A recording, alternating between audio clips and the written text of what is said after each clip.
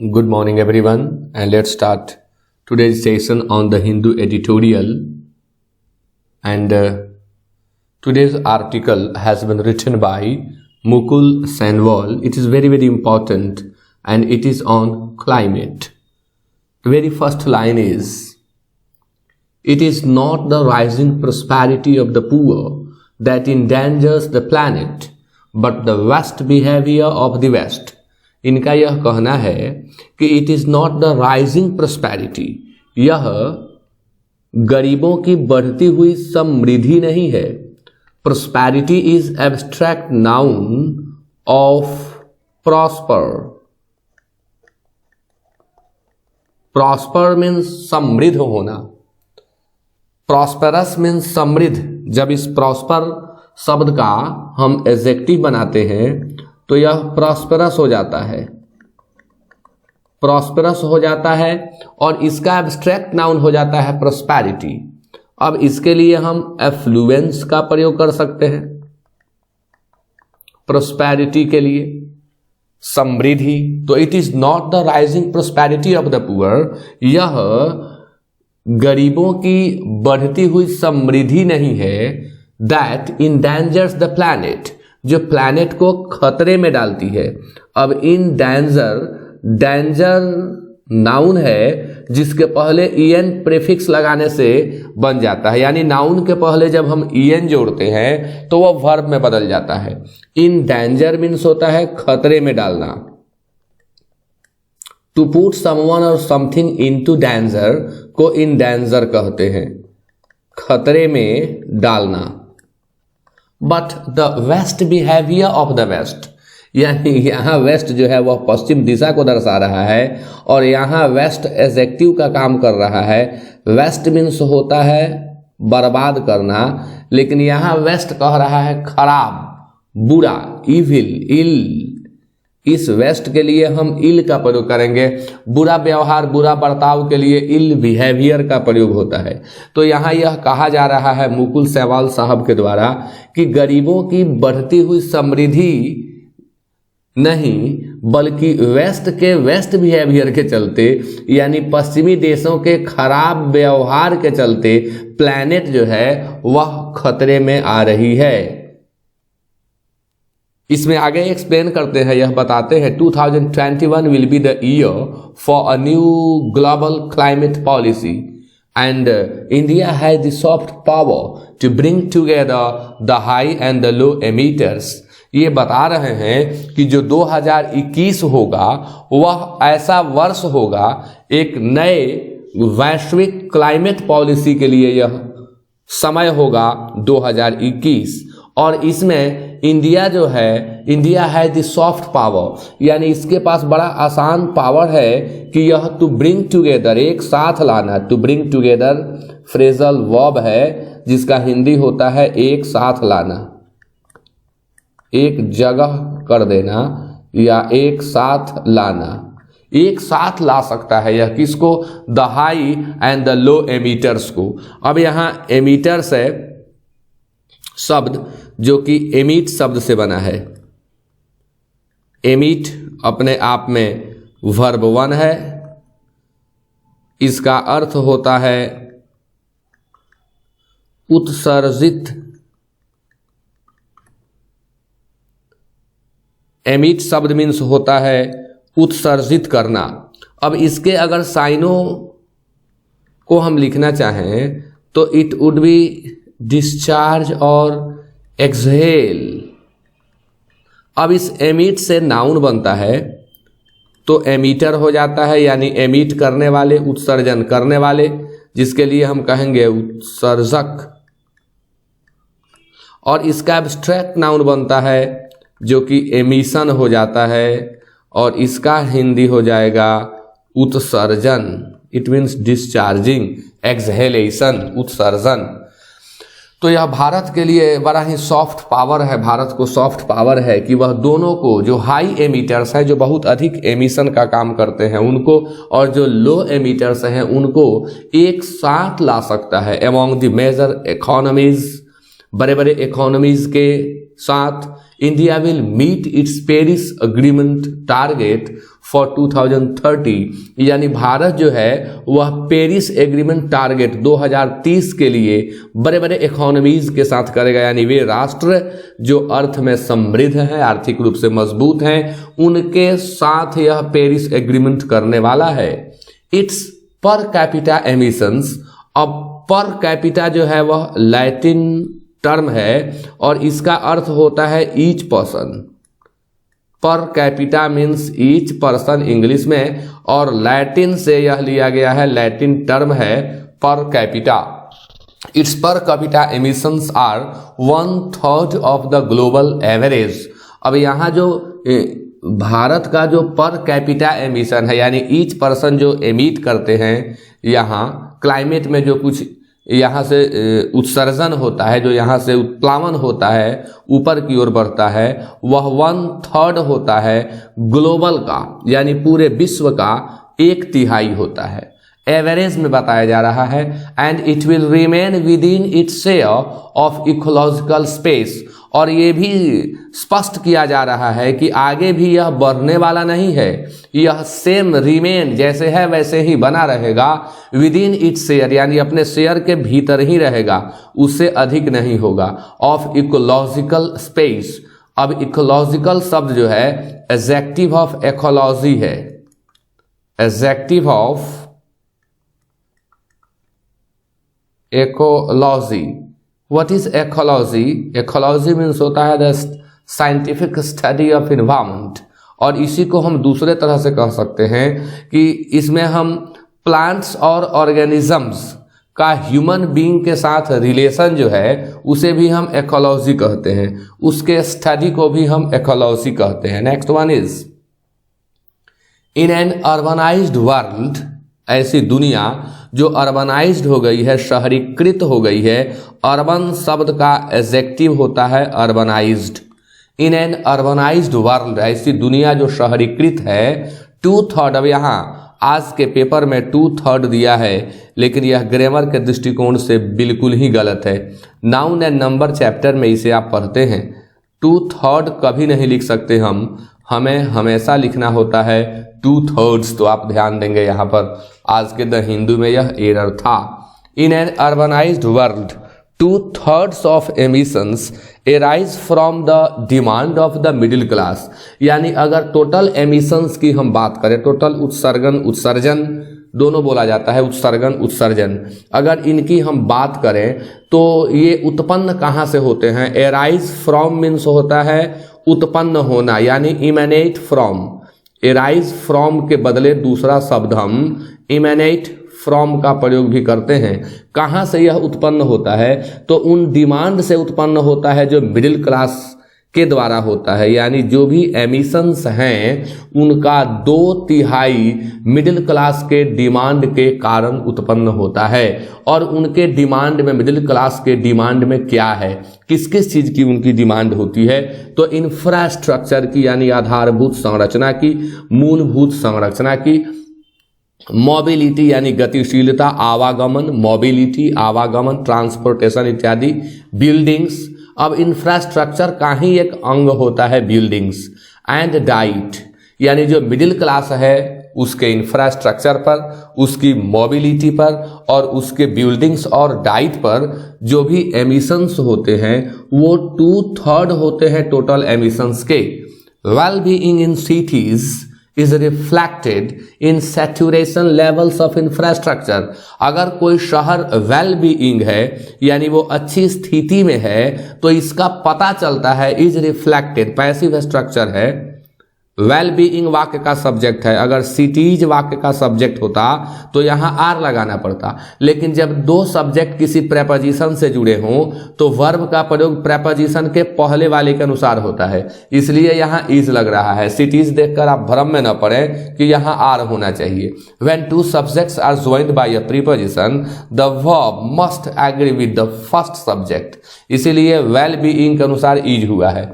तो well being in cities is reflected, यानी शहर अच्छी स्थिति में है, वहां सब कुछ सही है, इसका पता चलता है, वो उसका रिफ्लेक्शन होता है, पता चलता है सैचुरेशन के लेवल से।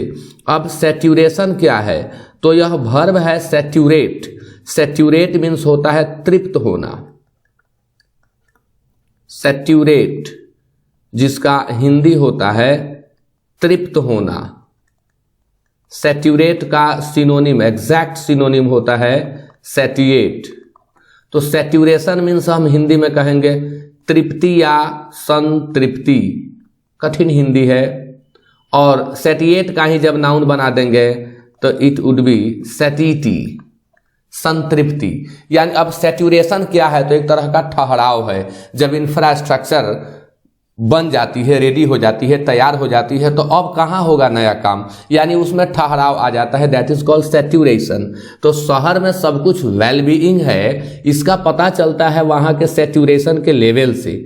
कितना इंफ्रास्ट्रक्चर का लेवल वहाँ सेच्योर कर गया, इस पर डिपेंड करता है कि शहर की वेलबीइंग की स्थिति क्या है। विद कंजम्पशन, यानी अब शहर में जो भी कंजम्पशन चाहिए उसके अनुसार अगर वहाँ तृप्ति है, यानी शहर में सब कुछ ठीक ठाक है। Not production driving growth, production driving growth को नहीं इसमें लाया जाता है। As well as high urban per capita emissions, और साथ ही साथ एज वेल एज, कई विद्यार्थी एज वेल एज का हिंदी निकाल नहीं पाते हैं, साथ ही साथ high urban per capita emissions. High urban, अब अर्बन शहरी, पर कैपिटा प्रति व्यक्ति, एमिशंस आपको मैंने बता ही दिया। Infrastructure worldwide has used half of the total materials। अब मैं पहले भी कहा था कि इन सब में सबसे महत्वपूर्ण इंफ्रास्ट्रक्चर है। सबसे अधिक एमिशन का कारण यही होता है इंफ्रास्ट्रक्चर। यहाँ उसको और जो है एक्सप्लेन किया जा रहा है। इंफ्रास्ट्रक्चर वर्ल्ड वाइड, पूरे विश्व में जो इंफ्रास्ट्रक्चर हो रही है, has used half of the total materials. Total material का आधा यूज इंफ्रास्ट्रक्चर ही है। मेनली कंस्ट्रक्शन, उसमें भी क्या, मेनली कंस्ट्रक्शन। मैंने यहाँ कहा था कि बिल्डिंग्स इंफ्रास्ट्रक्चर का महत्वपूर्ण अंग होता है, जिसमें सीमेंट होते हैं, सीमेंट का यूज होता है, स्टील का यूज होता है, और इन सबसे एमिशन होता है। विच हैव नो सब्स्टिट्यूट, इसका प्रतिस्थापन कुछ नहीं है, यानी इसके बदले में कोई दूसरा हम यूज कर नहीं सकते।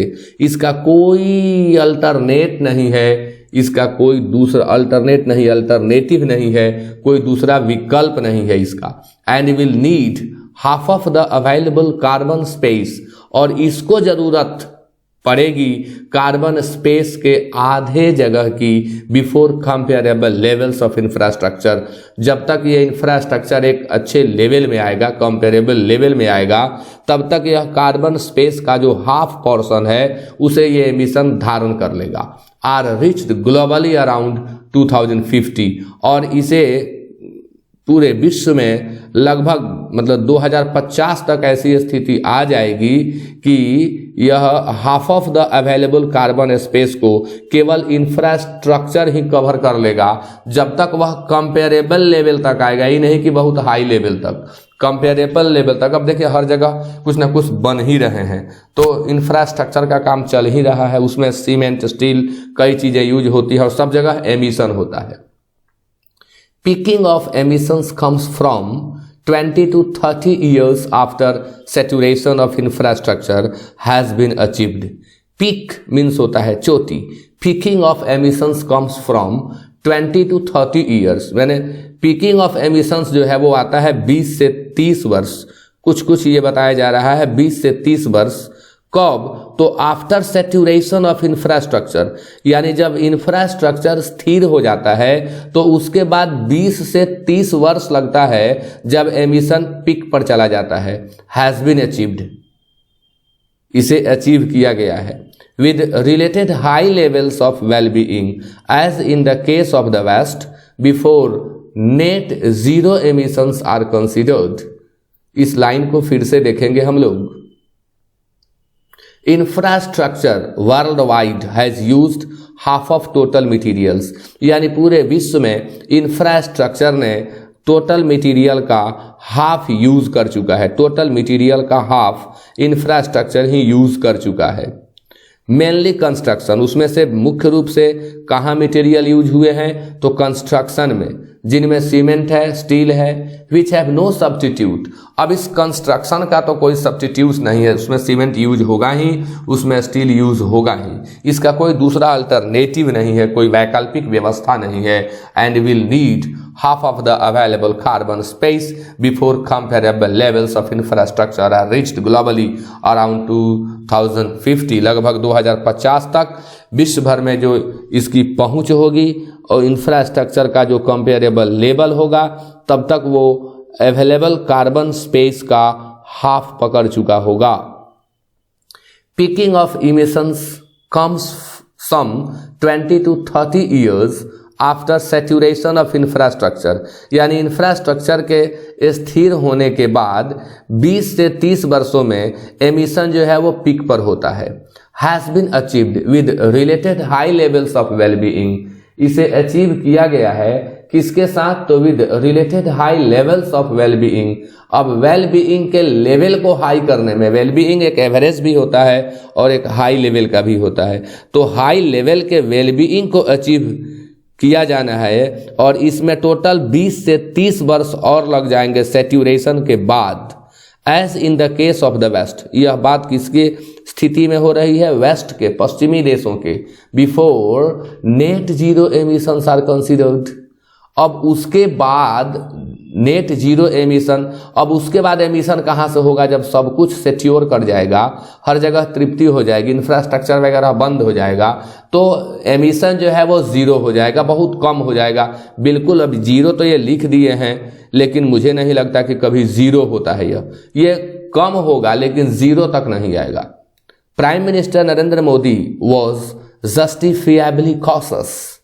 अब जस्टिफिएबली शब्द मीन्स होता है न्यायोचित ढंग से, लेकिन यहाँ यह शब्द सूट नहीं करेगा, यह अपने आप में एडवर्ब है, न्यायोचित ढंग से या तरीके से या रूप से, तो यहाँ यह शब्द सूट नहीं करेगा। Prime minister Narendra Modi was justifiably cautious, it means हम कहें राइटली कॉशस, वो बिल्कुल सही थे अपने कॉशन में, उनकी जो सावधानी थी उसमें वो बिल्कुल सही थे। At the climate action summit, कहाँ पर, क्लाइमेट एक्शन समिट में। And avoided commitments to cap emission, और उन्होंने यह कमिटमेंट नहीं किया कि भाई भारत जो है वो एमिशन को कैप करेगा। अब कैप करना का अर्थ यहाँ क्या होगा, कैप मीन्स तो टोपी होता है, लेकिन आप देख रहे हैं टू के बाद भी बनाया है, तो कैप मीन्स होता है कंट्रोल करना, कैप मीन्स होता है किसी चीज को लिमिट कर देना। अब इसको हम रेस्ट्रिक्ट भी कह सकते हैं। मोदी जी ने ठीक ही कहा, ये बड़े कॉशस थे, सावधान थे, जस्टिफिएबली कॉशस थे। कहाँ, तो क्लाइमेट एक्शन समिट में, और इन्होंने वचन देने से अपने आप को बचा लिया, अवॉइड कर लिए, और इन्होंने ऐसा नहीं कहा कि एमिशन को जो है कैप करेगा Bharat. Next, iniquity is built into the climate treaty. अब जब क्लाइमेट ट्रीटी होती है, क्लाइमेट के ऊपर कोई संधि होती है, तो वहां इनइक्विटी होता है। अब इनइक्विटी क्या है, तो अन्याय है, इनजस्टिस है। इनइक्विटी मीन्स होता है इनजस्टिस, इसको हम अनफेयरनेस भी कह सकते हैं। क्लाइमेट ट्रीटी बिल्ट करने में इनइक्विटी होती है, इनजस्टिस होता है, अनफेयरनेस होता है। Which considers total emissions, size and population, making India the 4th largest emitter. अब इस तरह से जब टोटल एमिशन को देखा जाता है, साइज को देखा जाता है, पॉपुलेशन को देखा जाता है, तो ये लोग भारत को बना देते हैं, मेकिंग इंडिया, ये सारी चीजें भारत को बना देती है 4th लार्जेस्ट एमिटर। भारत जो है वो 4th लार्जेस्ट एमिटर बन जाता है। Even though according to the United Nations, हालांकि यूनाइटेड नेशंस के अनुसार the richest 1% of the global population emits more than 2 times, United Nations के अनुसार the richest 1% of the global population, यानी पूरे विश्व की जनसंख्या का जो सबसे समृद्ध परसेंटेज यहाँ 1% बताया जा रहा है, एमिट्स मोर देन 2 times, जो रिचेस्ट हैं वो एमिट करते हैं, उत्सर्जित करते हैं मोर than 2 times the emissions of the bottom 50%। यानी जो बॉटम है एमिशन का 50% जो बॉटम बताया गया है, 50% का जो एमिशन बॉटम है, तो more than the richest 1% of the global population emits more than 2 times, यानी दोगुना से भी ज्यादा the emissions of the bottom 50%, यानी जो बॉटम एमिशन रखा गया है 50%, इसके दोगुना से भी ज्यादा जो रिचेस्ट हैं उनका 1% हो जाता है।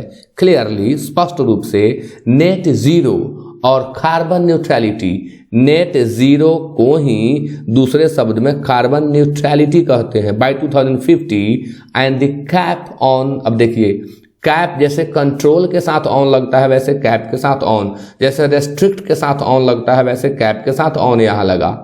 तो क्लियरली नेट जीरो और carbon neutrality by 2050 and the cap on emissions, it implies, शब्द यहां पर एक ठो आज बहुत खास शब्द नहीं है, बिल्कुल सिंपल है शब्द। इम्प्लाई मीन्स होता है अर्थ होना, यानी मीन। अब वहाँ सिंगुलर है लेकिन हम इसको मेन में रख रहे हैं, तो अब चाहें तो एस भी लगा सकते हैं। मीन, इम्प्लाई मीन्स होता है अर्थ होना, निहित होना, मतलब होना, और उसका साइनो होता है मीन। लेकिन चूंकि सिंगुलर का साइनो मैंने लिखा है इसलिए मैंने भी यहाँ एस लगा दिया।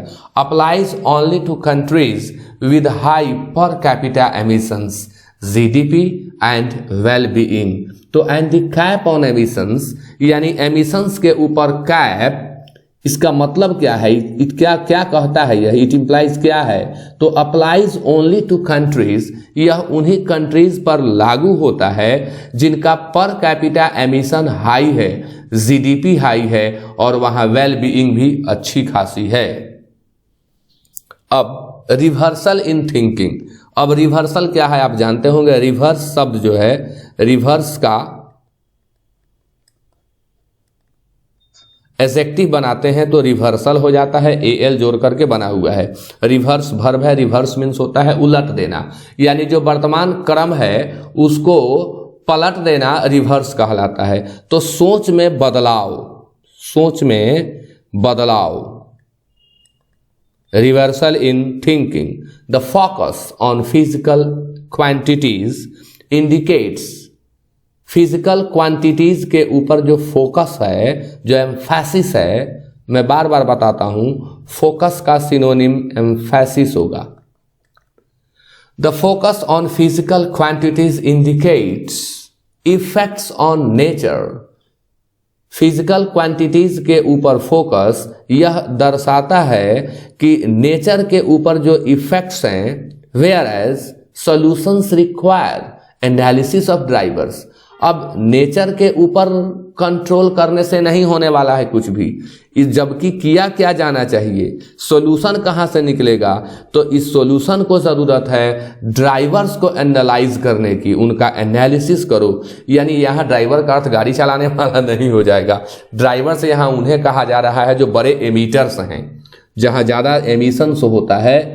पहले एमीटर शब्द आया है, आपने देखा होगा, और उसी के लिए यहाँ ड्राइवर शब्द का यूज किया जा रहा है। सॉल्यूशन यहाँ लाई है, यानी यहाँ सॉल्यूशन निहित है कि जो ड्राइवर्स हैं उनको एनालाइज करके देखना है, उनका विश्लेषण करना है।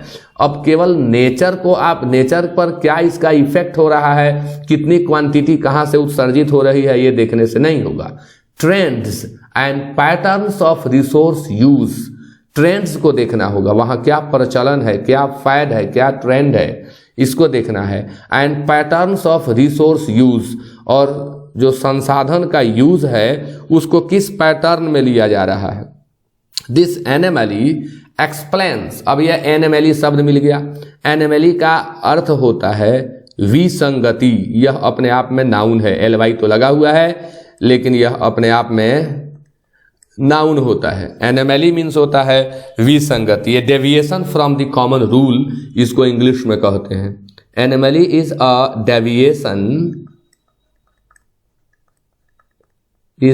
डेविएशन फ्रॉम, द या ए कुछ भी लिख सकते हैं, कॉमन रूल, जो सामान्य रूल है उससे डेविएट कर जाना एनोमली कहलाता है। तो यह जो एनोमली दिख रही है एक्सप्लेन करती है कि why the link between well being, energy use and emissions is not. क्यों नहीं है लिंक वेल बीइंग के बीच में, एनर्जी यूज के बीच में और एमिशंस के बीच में लिंक क्यों नहीं है? ऑन द ग्लोबल एजेंडा, विश्व के एजेंडे पर यह लिंक क्यों नहीं है? New thinking must enable politics to acknowledge transformational social goals. Transformation शब्द का जब एडजेक्टिव बनाते हैं तो ट्रांसफॉर्मेशनल हो जाता है adjective of transformation.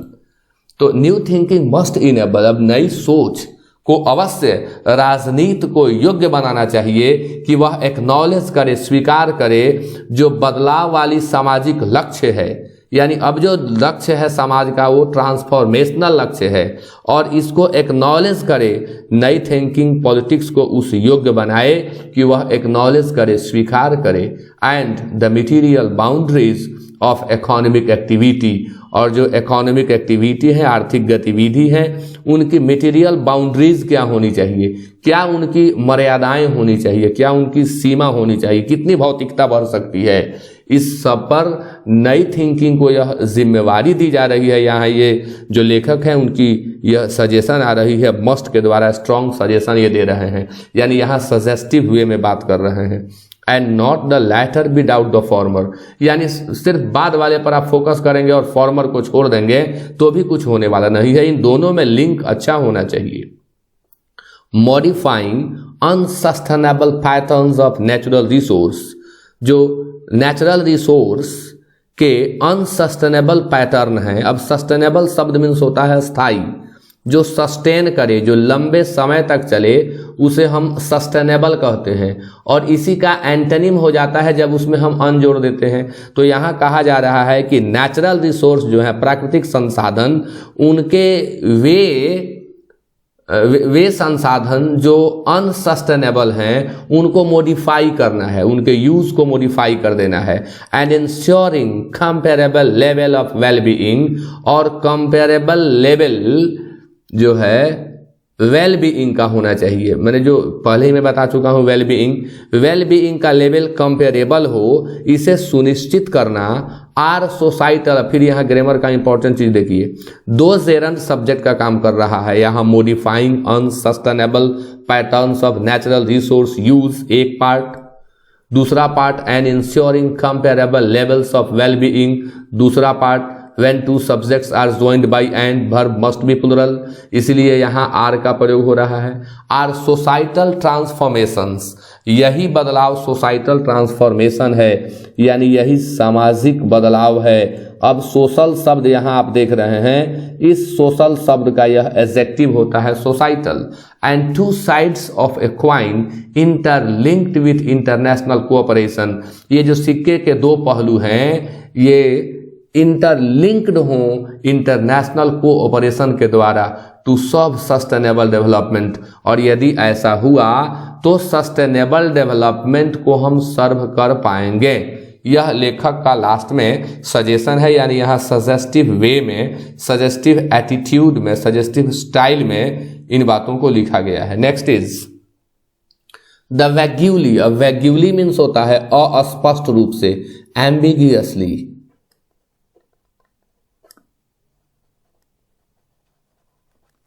The vaguely worded carbon neutrality, यह जो वर्डिंग किया गया है, यह जो शब्द दिया गया है कार्बन न्यूट्रलिटी, यह अपने आप में ही संदिग्ध है, अस्पष्ट है, वेग है। वेग होना मीन्स अस्पष्ट होना, जो स्पष्ट रूप से प्रकट न हो पाए उसे वैग्यूली कहते हैं। The vaguely worded carbon neutrality balancing emitting carbon with absorbing carbon, balancing emitting carbon with absorbing carbon from the atmosphere in forests, for example, is triple whammy for latecomers like India। अब इसमें जो बाद में आए, जैसे भारत है, like India जैसे भारत है, उनके लिए तो यह वहमी है, एक अभिशाप है, एक तगड़ा झटका है, एक अभिशाप है, एक झटका है Such countries already have less energy intensive pathways. ऐसे देश पहले से ही less energy intensive pathways रखते हैं that will not encroach on others. Bharat जैसे देश दूसरों के ऊपर encroach नहीं करते, दूसरों का इकोलॉजिकल स्पेस ये नहीं बिगाड़ते हैं, उसके साथ ये छेड़छाड़ नहीं करते हैं. A young population and regrowing fast to reach comparable levels of well-being with those already urbanized and in the middle class. ये जो पहले से ही अर्बनाइज्ड हैं, पूर्णतः शहरीकृत हो गए हैं, जहां मिडिल क्लास रिच है, मिडिल क्लास से जो इनरिच्ड कंट्रीज हैं वे ऐसा करते हैं. भारत जैसा देश ऐसा इंक्रोचमेंट नहीं करता है, ऐसा अतिक्रमण नहीं करता है, वह दूसरे के इकोलॉजी को कभी अफेक्ट नहीं करता है. Industrialisation and urbanisation are not the problem. अब यहाँ फिर ये कहा जा रहा है कि औद्योगिकरण और शहरीकरण ये नॉट द प्रॉब्लम, ये समस्या नहीं है. यानी ये तो होगा, औद्योगिकरण भी होगा, शहरीकरण भी होगा. पर से फिर देखिए यहाँ लैटिन टर्म मिला, बहुत ज़्यादा लैटिन टर्म यूज होने लगा है अंग्रेजी में. अब पर से मीन्स होता है वास्तव में, इन फैक्ट, रियली, वास्तव में, असल में भी लोग बोलते हैं.